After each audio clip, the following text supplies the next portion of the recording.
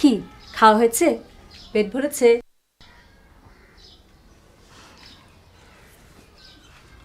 তোমরা কারা? আমরা আমরা শয়তান বা ডেভিলের উপাসক। ইংরেজিতে উইচ, বাংলায় ডাইনি। কিন্তু ডাইনি কথাটা আমি একেবারে পছন্দ করি না। আচ্ছা, আমাকে কি ডাইনির মতো দেখায়?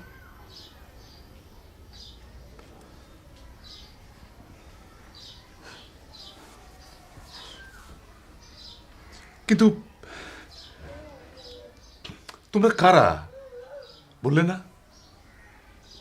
তুমি ব্ল্যাক আর্টের নাম শুনেছ? না।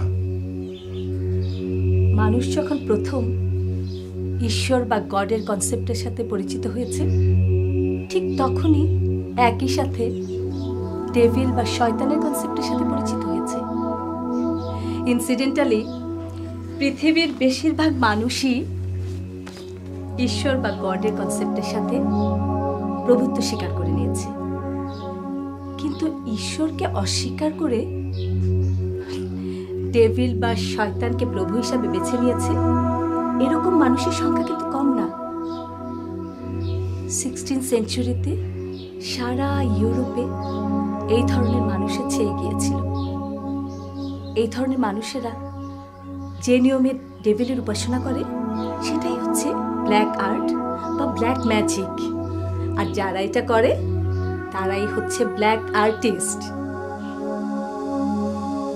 তার মানে তোমরা ব্ল্যাক আর্টিস্ট? হ্যাঁ, আমরা ব্ল্যাক আর্টিস্ট।